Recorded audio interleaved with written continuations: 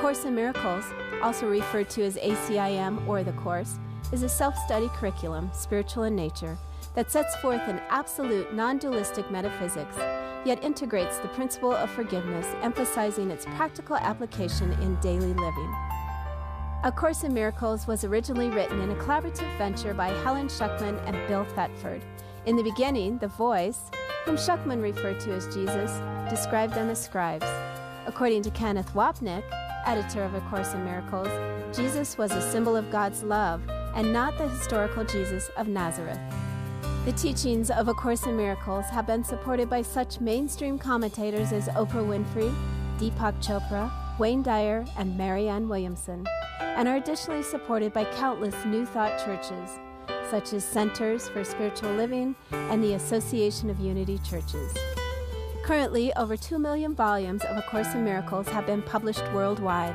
Additionally, A Course in Miracles has been translated into 19 different languages, with 8 new translations underway. The source of all of our discomfort is a projection of our guilt. That's why we're so uncomfortable. There's a line in the Course that says, of all the many causes of your suffering, you never thought your guilt was among them.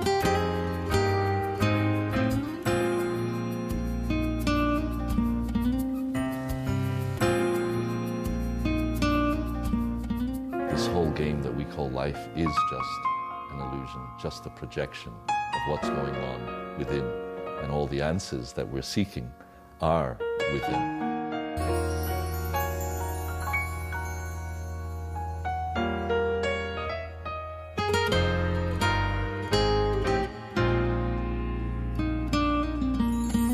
What we are learning is to undo our illusions of separation, to expose the reality of the God Self that is pre-existent eternally in every sentient being. And it sums that up in the most beautiful, simple words. Nothing real can be threatened. Nothing unreal exists. Herein lies the peace of God. I thought I knew what love was when I married Alan. Everything about him fascinated me. I ached when I had to leave him. I couldn't wait to see him when he came home. But now it's just like every other relationship I've ever had. I just wish I had some understanding of what my life is all about. What it's really about is changing your perception, looking at the world differently, and undoing the ego. According to the Course, that is a fast way to get home. The Course doesn't say it's the only way to get home. Course in Miracles is a message, if you will, into the dream. It presents us with two different thought systems, two completely diametrically opposed thought systems. It doesn't focus on love, it doesn't focus on truth, it doesn't focus on forgiveness in the usual sense of the word. It really focuses on the resistance we have to accepting the love. And if we don't let go of the resistance, nothing we do, no matter how many times you study the Course or any other spirituality, we will inevitably fail. So what the Course does is unveil for us our secret wish to be unfairly treated. There's a line in the Course in Miracles that says, beware of the temptation to perceive yourself unfairly treated. The journey really involves undoing all of the illusion that we think is real. The process involves facing everything that we're given in the moment. So it's not really about studying anything. It's not really about acquiring more knowledge, spiritual knowledge. What I found personally was it's just about unlearning.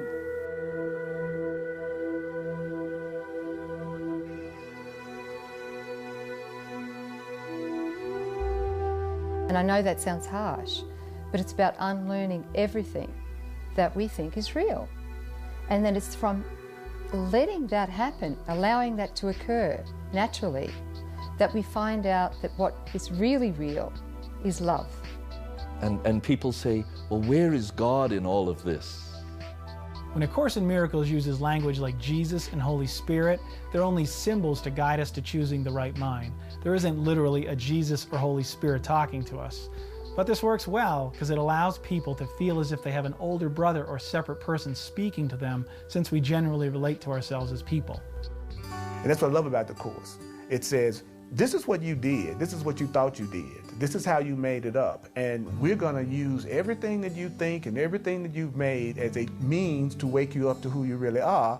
For most of us, what are we doing out there? Well, we're just experiencing a great deal of pain until we've had enough. And that's okay. So therefore, nothing that you are doing has to be in conflict with your spiritual awakening. You know, if you were an astrologer, just because you're into the Course in Miracles don't mean you can't use that. If you're a bricklayer, you still can lay bricks and still wake up to who you really are. It's about now using those things to remind yourself of the truth and of your connection to the Holy Spirit. A Course in Miracles is unlike other spiritual paths in that it's not trying to teach us to be more loving. It's not trying to teach us to be kinder specifically, to change anything about our behavior in the world. What it's teaching us to do is actually quite the opposite. It's teaching us to begin to see really how unloving we are, how much we want to blame other people, how angry we really are. Listen to me, Alan. We need to talk about what we're doing in this marriage. I care about you too much to listen to you right now, Kate. Oh my God, you are so selfish. Don't you want to make me happy? Kate, my dream for you is to be happy, but you're never gonna find your happiness in me. Don't tell me your philosophical garbage. I need you to tell me you care about me. Sometimes I don't even know why I married you, Alan. We're not getting anywhere with this right now, Kate. I think we need to step back and cool off. The world is an outer picture of an inner condition. There really is no world out there. Much in the same way when you dream at night, there's nobody in dreamland infringing on you as the main character of your dream. But the whole idea of this course can be said as being that it leads us on a journey from the mindless to the mindful. The world is a place of mindlessness because we think we're brains and bodies, so we don't know we have a mind. And if we don't know we have a mind, how can we possibly change it? So what Jesus does in this course is lead us on this journey from the mindless, which is the world of bodies and where we think we are, to the mind. The Course tells us that the outside world is an outward picture of an inward condition. Forgiveness is the process of undoing the judgments we have made in the past. And as you allow yourself to do nothing but that, just to withdraw the judgments that you have made, you will uncover an awareness in your mind of a self, yourself, that you have never dreamed existed. That's the beginning of the end of seeking. We start to realize that there is nothing out there. We couldn't find anything in the world because essentially there is no world. And the Holy Spirit begins to teach us that and to show us that literally the world begins to disappear. The payoff ultimately is that it will teach you the truth of who you are. Most of us spend this life in this dream trying to fix the dream when the only game in town is just to wake up out of it. And it's only when we wake up out of it that we recognize that all is well, all was always well. There is nothing to fix. And also there's nothing to be guilty of. All that we need to do is just gently wake up. And we can do that by listening to the voice within, which is always going to be talking to us and telling us to just detach. Right? Jesus taught us, yeah, okay, dude, you're in this dream, you're in this world, but don't be of it. Right? And that's the key right there, is to detach from this.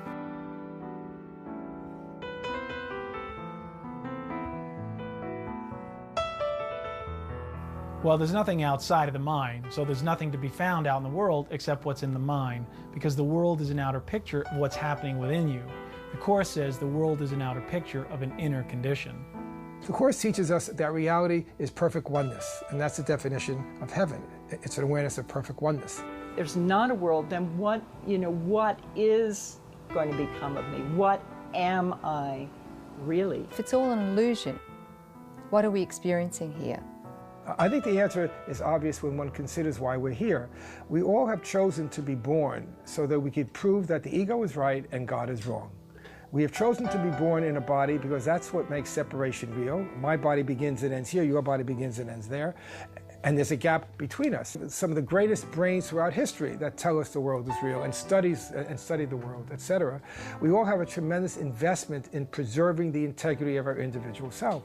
To be told that the world is an illusion, to be told, moreover, that we're not even here because there's no here to be in, means that I don't exist. And that's the terror that strikes in everyone's heart. That's what the ego sought to avoid by making up a world and then making up individual bodies. It strove to make us mindless.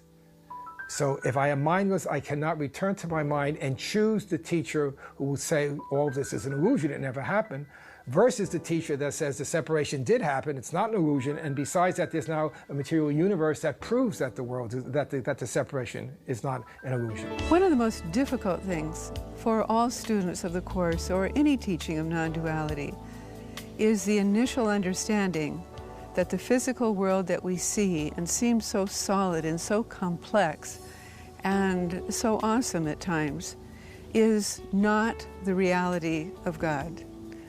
And we are told in the Course in Miracles that it is an illusion that we have created as a backdrop to support our belief in change, in contrast, in duality.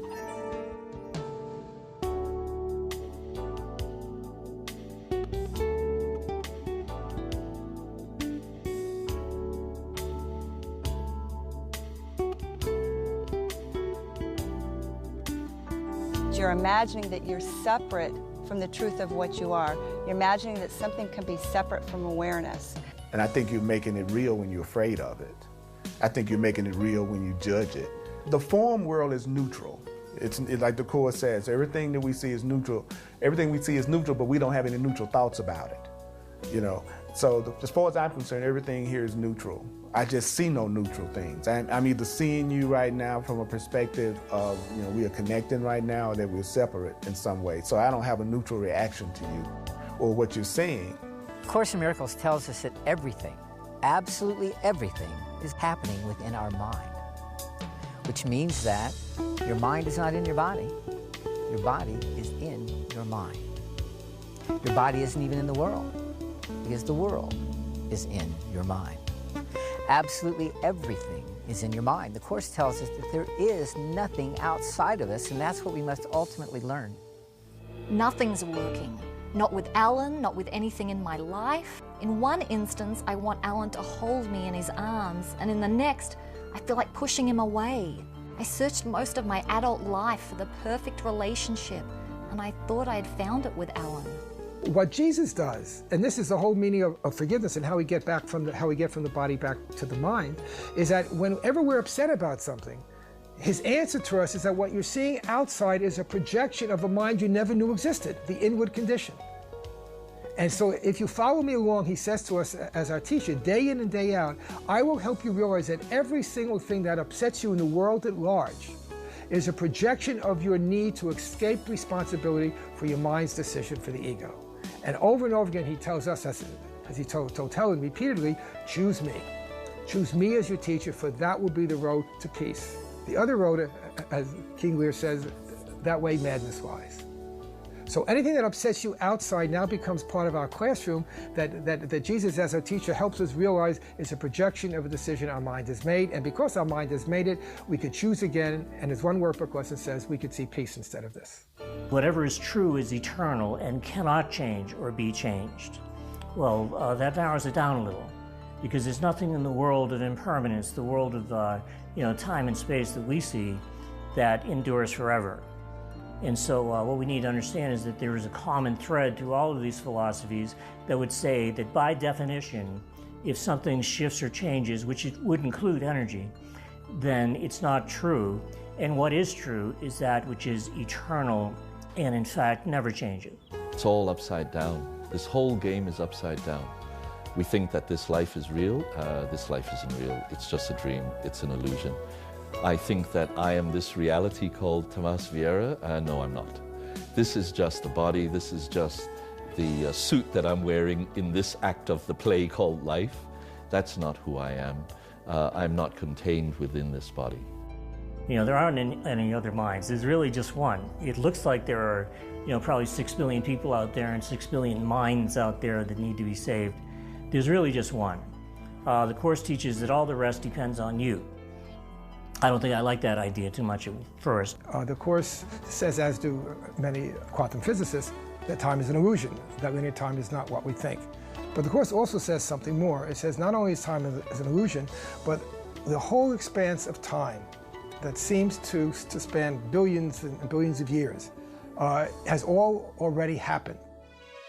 And not only that it's an illusion, but it's an illusion that has already happened. It all happened in one instant. It's like in one instant, in fact, the only time the Course uses this metaphor, in one instant, the carpet of time rolled out, which is the entire world of time and space, the whole cosmos, not just Earth. The whole cosmos rolled out in one instant, and that same instant rolled back and was gone. Which means that everything happened, all of the ego thoughts and all the permutations and combinations, all the possibilities that could ever conceivably happen as fragmentary shadows of the tiny mad idea of being separate from God. All of those occurred in one instant. And because we have a split mind, the right mind offers a correction for every single time there was a thought of separation, no matter what the form was. So, for example, a good analogy is that when we are asleep at night having a dream, we are asleep in our bed and our dream takes us to all kinds of places in the world, and all kinds of fanciful, impossible things happen. Yet we never leave our bed, never. Unless we're sleepwalkers, I guess. But typically we don't leave our bed. And so while we are asleep, we think we are in these exotic places doing these exotic things or terrible things. Our body reacts physiologically as if things were being done to us. Yet we open our eyes and awaken and say, thank God it was only a dream. And we realize there's nobody with us and we're still in our bed, in our bedroom, in our house or apartment. Nothing has happened. Well, that's the point Jesus teaches us in A Course in Miracles. Nothing has happened. We just are dreaming that we are here. Why do you let your friends come here and eat all our food? That was the last banana in this house. Living with you is like being trapped. You don't care, you don't listen. Why don't you and your friends appreciate all my efforts?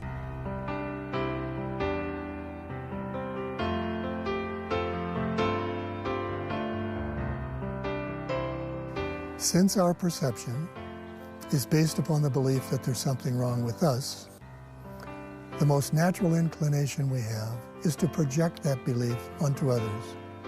And the projection of our belief is called judgment. Making judgments of others to hide the fearful implications that judgment would seem to have upon us. So things seem to get worse as we work with the Course, because we were never aware of how bad things really were in our minds. And so as these veils are lifted through the practice of forgiveness, which again brings the problem back within, then we suddenly are aware of what's going on inside, which, as painful as it is what motivates us finally to choose against it and realize that just as my attack thoughts of others were made up, the guilt that I have harbored and cherished within myself, that's made up too. And then the whole thing disappears in a light of blazing glory, and the ego's gone. Today, Alan gave me a book. It's called A Course in Miracles. I was furious when I first unwrapped it. I've heard everyone from Deepak Chopra to Oprah talk about it. I wanted to throw it into the trash, but I decided to open it. The first sentence I read was, "Your task is not to seek for love, but merely to seek and find all the barriers within yourself that you have built against it."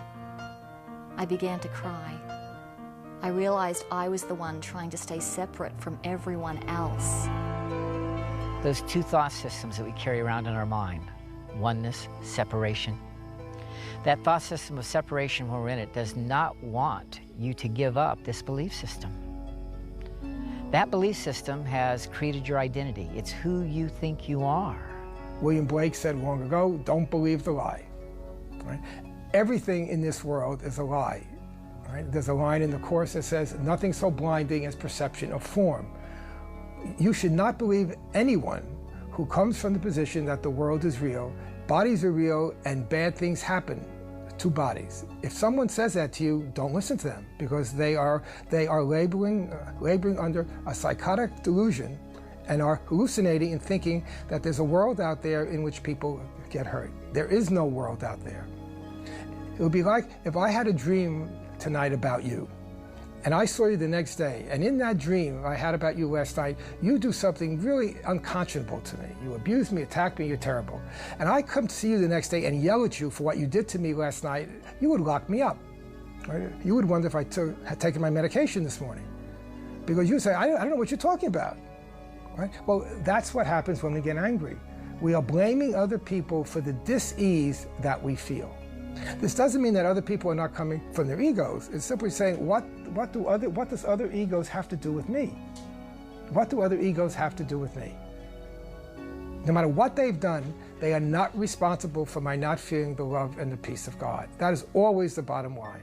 So the only thing that we really need to do, in my belief, is that every time life presses our buttons, don't avoid it, don't resist it. Because resistance is just perpetuating the dream. It's embrace it. See that it's an opportunity for forgiveness. It's an opportunity for us to look and remember that the source of this is here. I call it the joke book from God, because the Course says that a miracle is a correct perception. So it's basically saying if we have a correct perception, it's a miracle. So it's a Course in Miracles. You know, like if you jokers see it correctly, it's a miracle. So that's why we call it a Course in Miracles. And that is the truth. So, you know, it's funny. Jesus has a heck of a sense of humor. And people miss it. I think he has like that Jerry Seinfeld kind of dry wit. That's where when I read it, it's hilarious. In effect, what we end up with are two gargantuan DVD libraries. Right? And we're all sitting as a mind in front of the screen. And to the left is this library of ego videos, or DVDs. Each and every one of them, some aspect of special relationships, some form of attack, guilt, abuse, suffering, and death. Right. On the other side is an equally large, because it's DVD for DVD, a whole collection, a library of Holy Spirit DVDs. These are the forgiveness DVDs.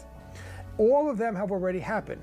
Right? We have no freedom about that. So the Course tells us that we are reviewing mentally what has already gone by. In other words, every single thing in the universe is deja vu. We've already seen it. We've already done it. We've already been there. What free will means in the context of the Course is the freedom to that we can choose what we will be experiencing at any given moment. And when we choose that DVD, we become the figures on that DVD, which would include, for example, our physical birth. And then a DVD for every single thought that has occurred in what we think of as our life. If I'm driving along and I come to a crossroads and I'm not sure if I should turn left or right, and I'm thinking, do I turn left or right? I've already done both. Because there are no original thoughts. Thoughts are simply DVDs recalled. And so I will choose one or the other because I can't choose neither. And once I choose to go left, for example, that sets into motion a whole other series of DVDs. So this is not determinism, as religious people tend to think of it, namely that God has predetermined what will happen. That's not the case at all. We wrote the script as one collective Son of God who believes He's separated. But what we do at free will is to choose which ones I will do. And so, for example, on a practical level, let's say one of the DVDs or set of DVDs I've chosen is that I will be abandoned. So my parents abandoned me at birth because they die. And then I get shunted from one foster home to another to an adopted family. And on I've always been abandoned. And then I get abandoned by my friends and my lovers and my spouses and my children and on and on and on. And I'm just reviewing mentally all these wonderfully luscious, painful DVDs which prove I'm not responsible. Someone else has done this to me. At some point I throw up my hands and I say, there must be another way. There must be another set of DVDs, there must be another way of looking at my life. At that point, that's the invitation to the Holy Spirit. He guides me to choose a DVD, the exact same one I'm just going through now, where I'm tempted to feel unfairly treated for the umpteenth time in my life, and suddenly he says, you know, there's another way of looking at this. And I suddenly get the idea. I don't have to perceive myself unfairly treated anymore. Dear Alan, I've begun reading A Course in Miracles, and I'm realizing there is a better way to live my life. You are an incredible husband. You go out of your way to accommodate others, and it's one of the countless traits I admire about you. I'm really sorry that I've treated you the way I have, and at the same time, it feels like a blessing in disguise. I'm starting to really take a look at things. I realize that this is not at all who I want to be. Relationships are the greatest opportunity to practice forgiveness, especially marriage and divorce. When I experienced the dream of divorce, I projected my ex-wife to lie, cheat, steal, and so much more. I wanted to be a victim and join with the ego in doing something out there to get even. As I focused on the right mind, I kept coming back to asking myself, what is the loving thing to do? As long as I came from this place, I somewhat gently navigated through the tar pits of divorce, and in the surrendering process, experienced what could be viewed as a divine awakening. That experience showed me firsthand that the people we create to be our greatest enemies are definitely our greatest opportunities to practice forgiveness and awaken. And by changing your mind about the world out there, you will change your experience of being in the world. And then it's projected, and who is it going to be projected on but the other people in our lives? Those are our special relationships. They're special because we see them as a means to satisfy our needs, but in truth, what they are projections of our own guilt onto someone else to say, you are the cause of my unhappiness. And that way I get to keep my individuality, my specialness, my separateness, and I get to blame someone else for it. So you identify that person as being the personality that you think they are, and then it comes down to, well, we have special love bargains and special love relationships where we come to depend on that other person to perform a certain way, to do a certain thing, to behave a certain way, to fulfill kind of like fantasies at times. And by doing so, we think that everything is in place and that the special love relationship is going to endure. The truth is that all that we need to do at the same time that we're having those special love relationships is use forgiveness to look at them differently. We're being asked to begin to step back and watch ourselves, watch how attracted we are to blaming others, watch how attracted we are to perceiving ourselves unfairly treated, watch how attracted we are to making our special relationships, our romantic partner, our boss, our child, our parent, the receptacles for our guilt. We make the world with our belief.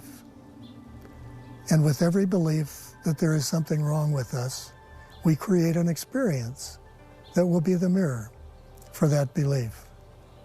So, if I expect you to fulfill me, and I think there's something missing in me, it becomes quite obvious that what I expect you to provide is in me. And I'll never find it until I know that that's the only place I can look.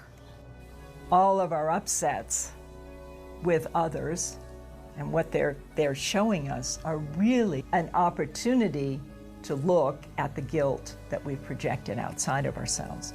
In other words, the purpose that the ego has for all of our relationships is to use them as a screen upon which to project our pain and misery and suffering, our guilt, in other words, and say, you're the cause. There is nothing in our perception that cannot be used by the Holy Spirit to teach us the truth of ourself. And there is certainly no exception in this, in using special relationships to come to grips with the truth of who we really are.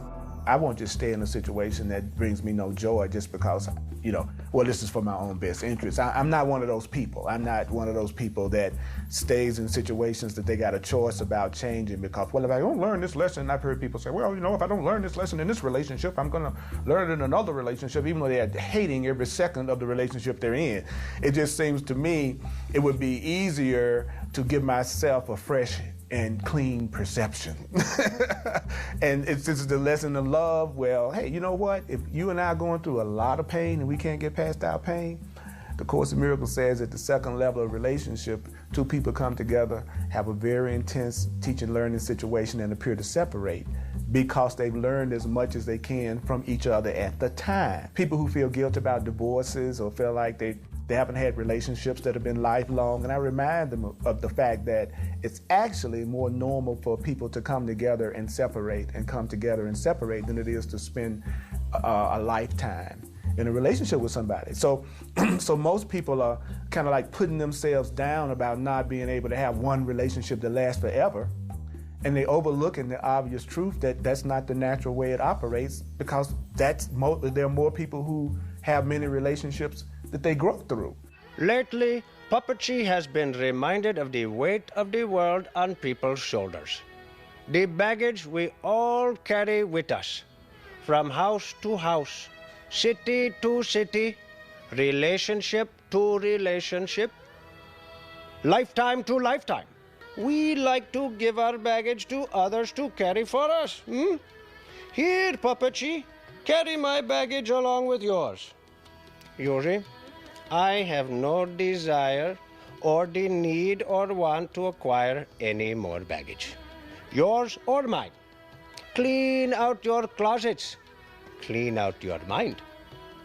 Look at what you actually have in your house. See how much of the stuff you have accumulated that you no longer need or want and don't even know you have, but you carry around just in case you might need it. Nonsense. For Buddha's sake, stop. Let go of this clutter that fills your mind. If you forgive as you go along, then eventually you're going to undo the ego, be more in a condition of spirit, and because of that, what will happen is that the unconscious guilt that is in your mind will be healed by the Holy Spirit. And if that happens, it's ironic, but you're actually going to end up enjoying your special relationships more, not less, because as guilt is undone in the mind, then what happens is that you feel more free to enjoy everything. Beneath the surface of that special love relationship is the expectation that someone else is going to make us happy, that we're not really responsible ourselves for our feelings or our happiness in our life. And as soon as that other person does not act the way that we think that they should, when they haven't filled the role that we have assigned them to fill, we now begin to blame them for our unhappiness. And this is what happens in every special love relationship eventually.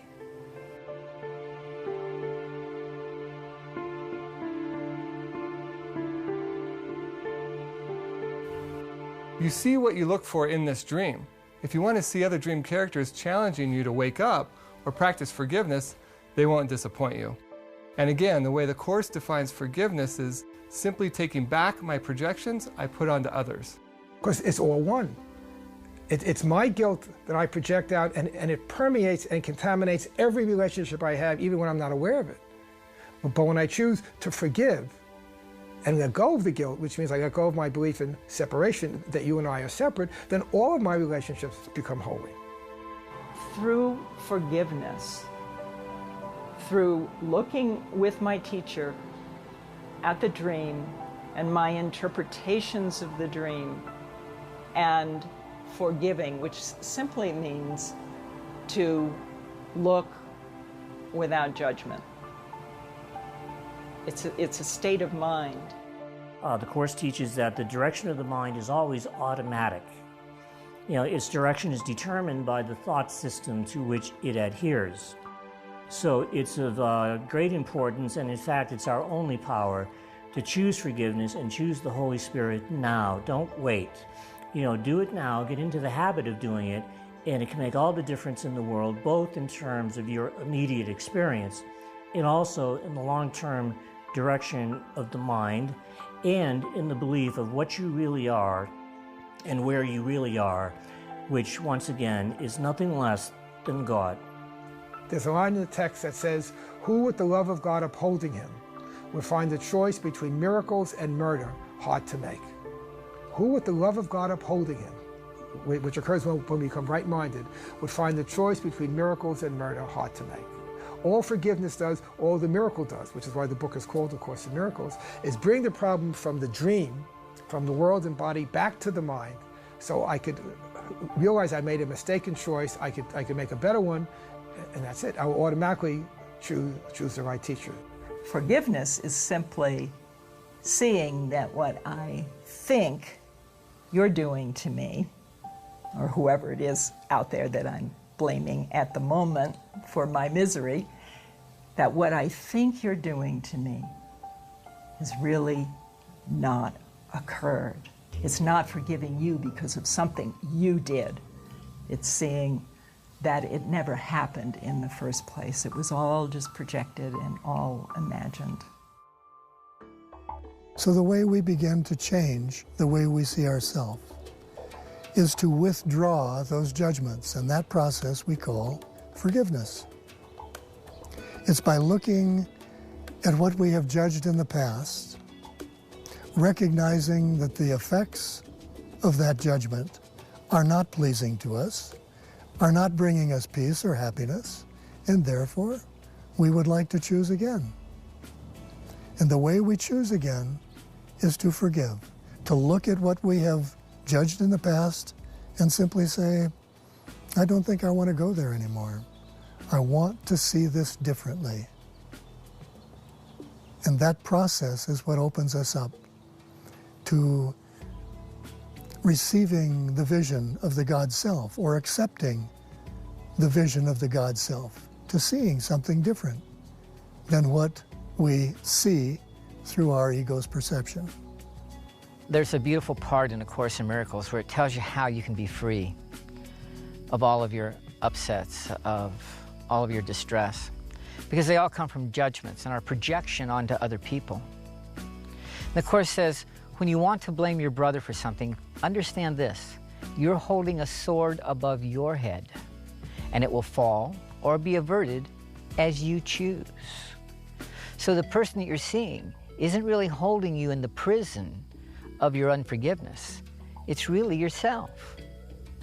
You're only doing that to yourself on many levels, because there is only you, but also because in this world of projection where we think there's other people, when we try to project it outside of ourselves, it just increases. It doesn't do any good to project it onto someone else. It's funny when we think that we're not forgiving someone else, that we're hurting them. A good friend of mine used to say, it's really like if you don't forgive someone else, it's like setting yourself on fire and hoping the other person dies of smoke inhalation.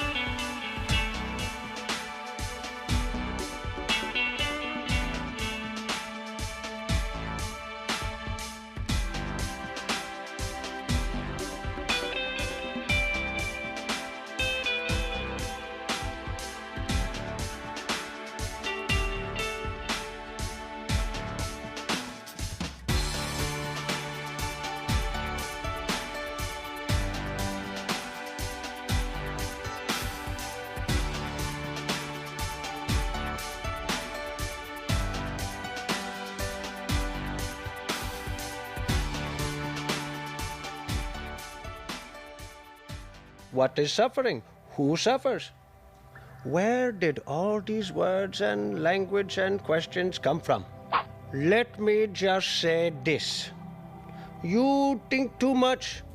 When you look for peace in the world, you can only find it by changing the mind as you look at what appears to be the world. And as you do that, you realize you can choose to look peacefully on whatever the outer circumstances are in your life. That, however, is often easier said than done. The way you do it with A Course in Miracles is to continuously practice by watching the way you become disappointed, betrayed, upset, irritated, angry, etc. And as you're watching these thoughts arise within you, you remind yourself that there's another way of looking at this, and that's what the Course calls looking with the right mind. Suffering's an interesting one, right? Suffering's, until we start waking up, we perceive still that suffering is occurring to us. That that it's all happening to us, that we are a victim, we're innocent, and it's the whole world is doing stuff to us.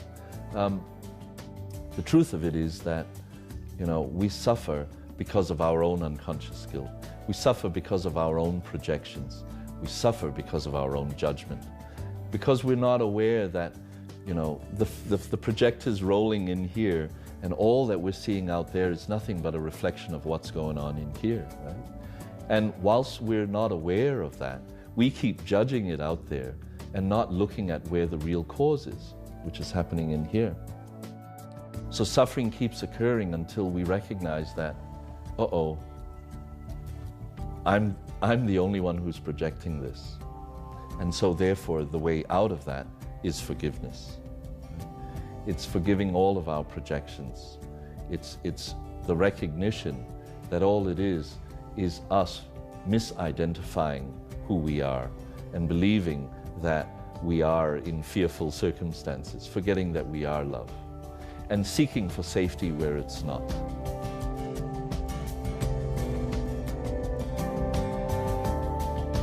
And so what we do in order to try to maintain some sense of peace is we project that guilt. We can't project what we are, we can only project what we're not.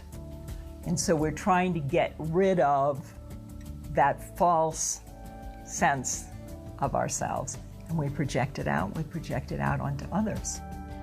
Sometimes you get people that say, well, you know, if it's all a dream and it's all illusion, doesn't matter what we do, does it?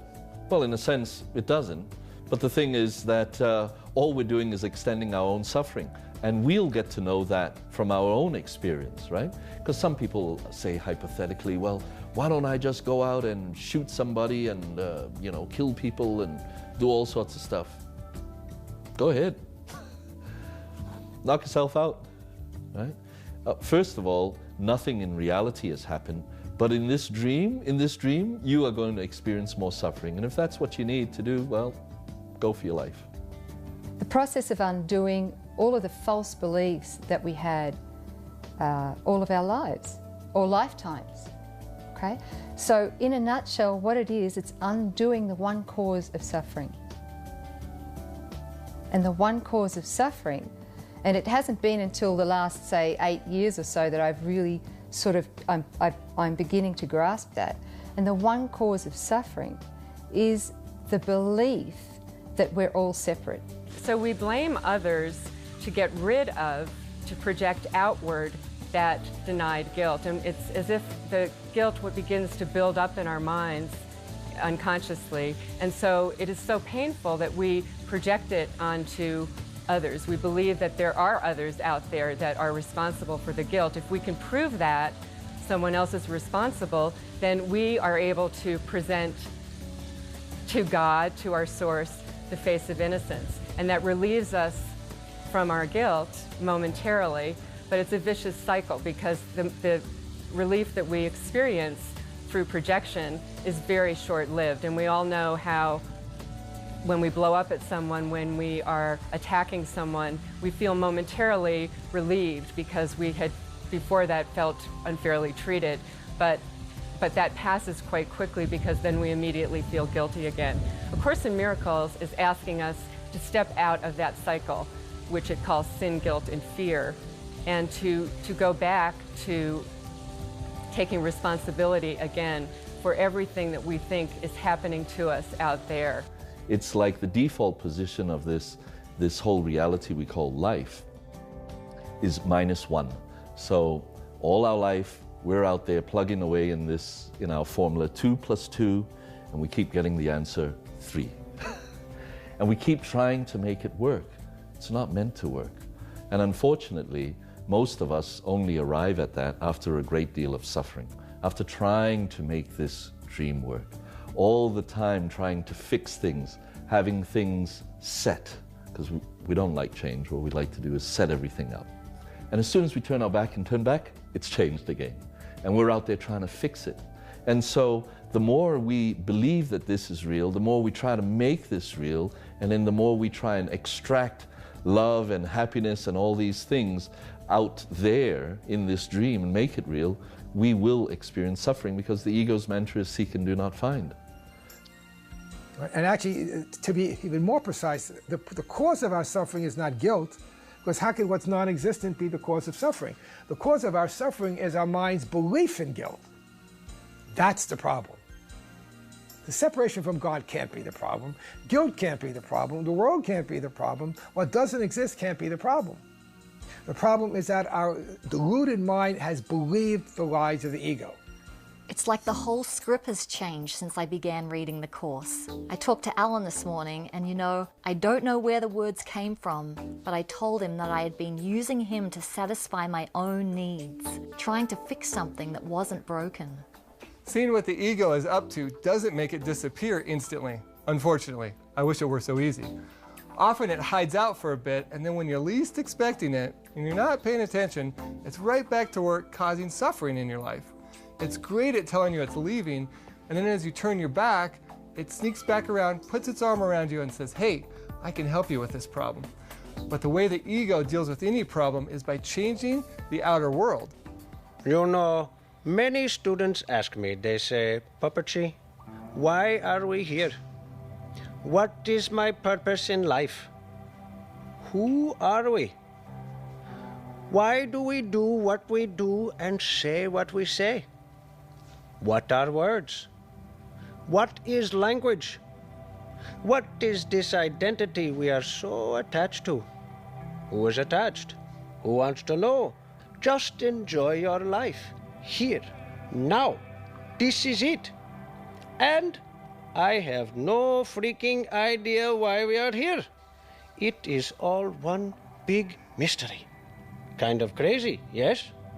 What we call an ego perception is a way of seeing, a way of thinking that is based upon the belief that there's something wrong with us. The ego is this mistaken identity. It's the me that we think we are, right? You know, you don't have to struggle to be what you already are. You already are the same as God. You already are this perfect spirit that is immortal and invulnerable. All that you have to do is undo the false you, undo the ego, and eventually the experience of the real you will be there, you know, for you. If you get down to that last layer of ego and you undo it, then eventually the experience of your perfect oneness with your source or God or whatever you want to call it is going to be there as a permanent reality. So that's a beautiful approach. It's a classic approach. It's not the approach that everybody uses, but it's definitely the approach of both Buddhism and A Course in Miracles. None of this is real, and the ego thought system is not real at all, and that there's only one real part of our mind, and that is the part of our mind that remembers the real, true, whole love that we are. Which is what the role of the miracle is, which again is why this is called A Course in Miracles, is to tell us the problem is not the dream, not the ego thought system, either as is expressed in the world or in our mind. The problem is that our decision-making mind chose to believe in it. And because we chose to believe in it, we can now choose not to believe in it and to choose the right-minded thought system of correction. So again, the ego is literally nothing. In fact, in the clarification of terms, which is like an appendix to the teacher's manual, it says, what is the ego? And it says nothing. Where is the ego? Nowhere. So again, the problem is not the ego or its thought system. The problem is our belief in it.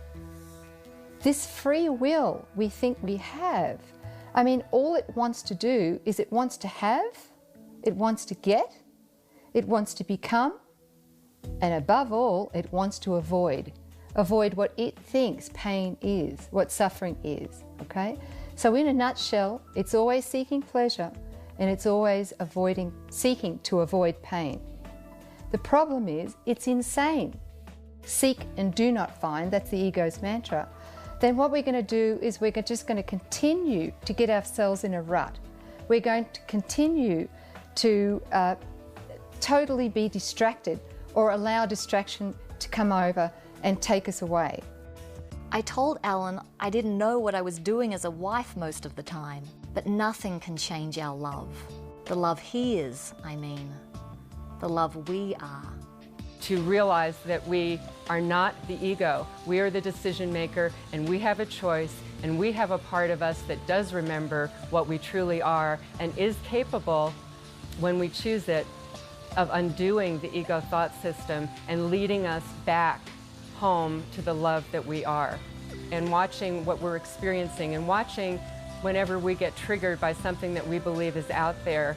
And to recognize that, to begin to recognize that as the voice of the ego, and to begin to understand that that voice that runs us, that 24/7 broadcast, that 24/7 rant, is not something that we have to choose for, that we can choose again for the wholeness we are, for a memory that we already have. And it's so easy to do that once we understand that the voice of the ego brings us enormous pain, and the voice of the Holy Spirit brings us enormous solace. The ego, which is coming from separation, never really tells the truth. It only tells what it needs to tell to manipulate and get its way and make it sound like it could be the truth. So if you're going to communicate, make sure that you communicate from your true self, from being inspired by being in touch with Spirit when you start your communication. The interpretation of dreams leads to the understanding of the activities of the unconscious mind. Right? That's the line that Jesus took, and in fact made that line the whole basis of A Course in Miracles. Because whether you know it or not, Jesus was a Freudian. The whole thought system of the ego in the Course is directly based on the work of Freud.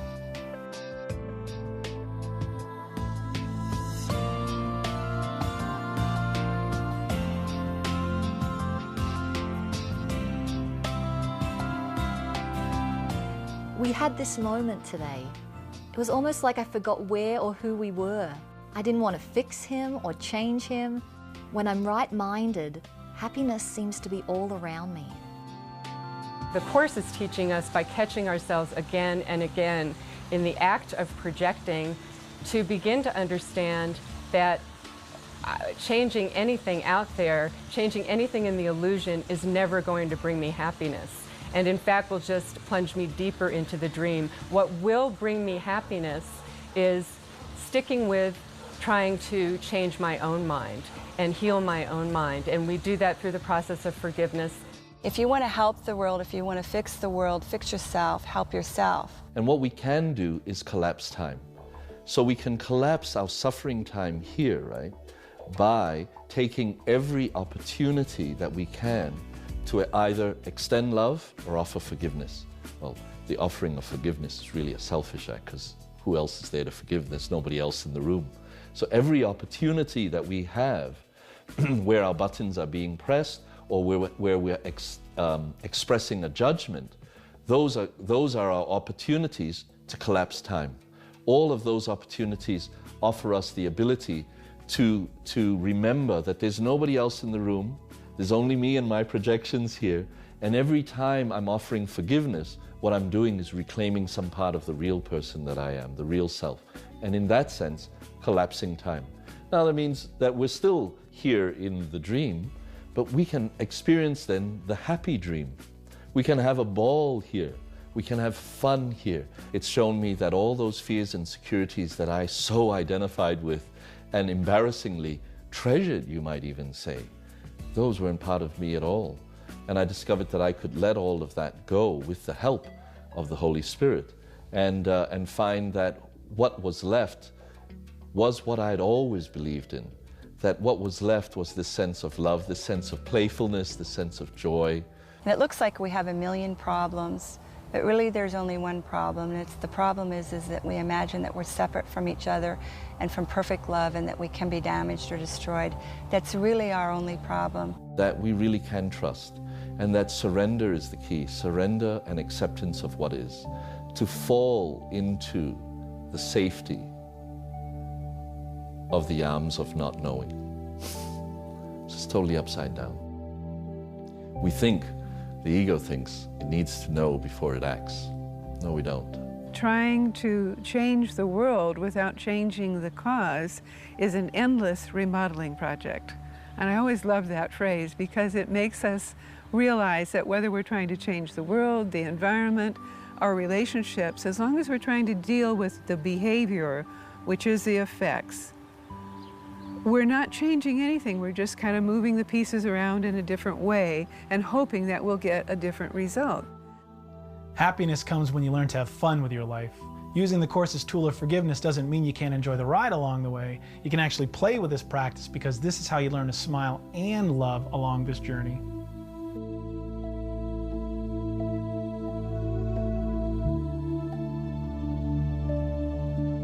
If your outer world isn't reflecting a world filled with love, it's because you haven't chosen love in your mind. The circumstances never matter in choosing love because it's all happening within you. He's just trying to get us to the point that we will let ourselves be helped. And that all of this is just for you so insane, I got to give you 1,122 pages just to get you to the point that you will let me help you. Think about that. That's hilarious, you know, that it takes all of this just to get us to treat ourselves right or just let other people be. I think the biggest thing we all search for, whether we're conscious of it or not, is love. Love's what we search for. We want love. We want it from our parents, we want it from our kids, we want it from our partners, we want it from the world, we want validation, we want approval. I mean, that's what we think love is. And we so want that. And in fact, if we really were to do some radical self-inquiry, if we looked at it, we'd find that most of what we do, if we were game enough to go to the root of it all, would be because we're seeking this thing that feels like love. We want that, right? Our lives are empty until we get it. And the sad fact is that most of us in this lifetime will never get love, not the love that we're really searching for. The Course addresses the mind as the cause of all change. And it is here that we find the challenge of undoing those misperceptions that we hold of ourselves and of each other, so that we can more clearly find that peace and that love that then becomes the cause, and the effects then in our own life change. There is nothing other than perfect love, wisdom, and compassion. And what happens to us when we're trying to fix things in the physical world, in the world of form, and it never works. It always falls short. It always falls apart. Only I have power over my mind. And if I don't experience the love and the peace of God, it's not your fault. No matter what you have done, it is not your fault. If I do not experience the love and the peace of God, it's because I have thrown that love and that peace away, judging them as not as nearly as important to me or as valuable as my own sense of personal identity. So rather than accept responsibility for this decision, I project it onto you and I say, you've done this to me. So one of the famous lines in the Course in terms of its definition of forgiveness is that we forgive someone for what he or she has not done to us, not what they have done to us. To come back to the central point here is that if you really knew and believed the world were an illusion, you would not see anyone as separate. Because what the world is an illusion means is that God's reality of perfect oneness is the truth, which means everyone here is part of that oneness. So how could you do anything that would hurt anybody? How could you do anything that would be unkind? The opposite of love is fear, but what is all-encompassing can have no opposite, meaning there is no fear. The opposite of love is fear, but what is all-encompassing can have no opposite, which then means that fear does not exist, the ego does not exist. So it's like the finish line becomes death. That is not the finish line, right? It's better to die to who we think we are before who we think we are dies. So why should we do something while we're here if it's all an illusion? Because we want to have fun. That's why. Because we want to experience love here, right now. And we can. The bottom line is just simply being here in a body, in a world, is resistance to love. And we're not talking about the love that we have come to associate here in the world, but love meaning the oneness of heaven. There is no ego present. There is only love. There's no fear, there's nothing to defend, there's nothing to attack. And it's just the most miraculous thing to discover what real love is, and that it exists outside of any form or structure that this world would impose upon us. What Jesus then says right after that passage is that don't let theology delay you, seek only the experience. that don't try to understand what can't be understood, but when you have the experience of love to which this course leads you, within that experience of love, you will, which is non-dualistic, which is that of perfect oneness, you will know that the tiny mad idea could never have happened, and therefore it did not happen, and then you wouldn't even ask the question.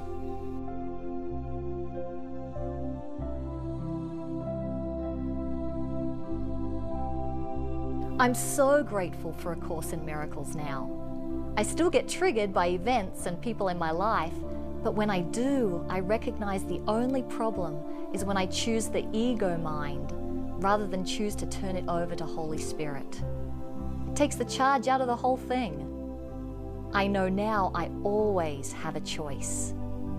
And I have moments, honestly, when it's as if I forget my lines and I can actually remember it's only a dream. Nothing real can be threatened. Nothing unreal exists. Herein lies the peace of God.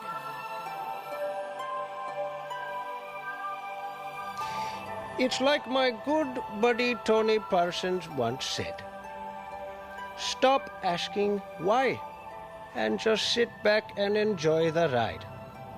Just be sure to wear your seatbelt so as not to get a ticket. Very expensive. Yes? Namaste.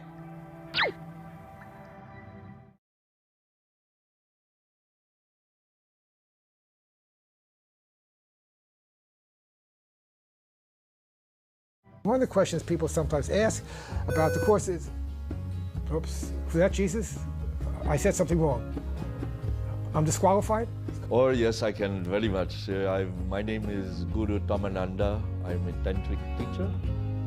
I would like to share with you my secrets today. Or maybe tonight. Maybe all day. And all night. What was the question? What was the question? Yep. Anybody? Yep.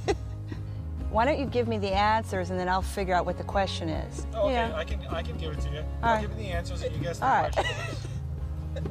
Well, the best thing to do is watch Leap movie. Okay, what's the question? Hold on, you want number 2? Here's the answer. Well, the best thing to do is watch Leap movie.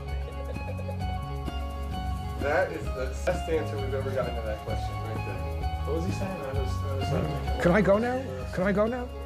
Can I have a brownie? Yes, you get a brownie for that. And seeking for safety where it's not. It's very difficult for me.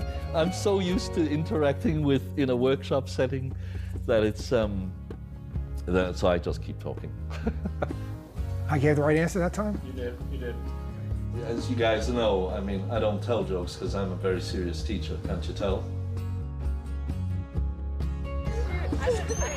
Hold on, no, everyone hold on to each other. Put your arms around each other like you're on a log ride or something.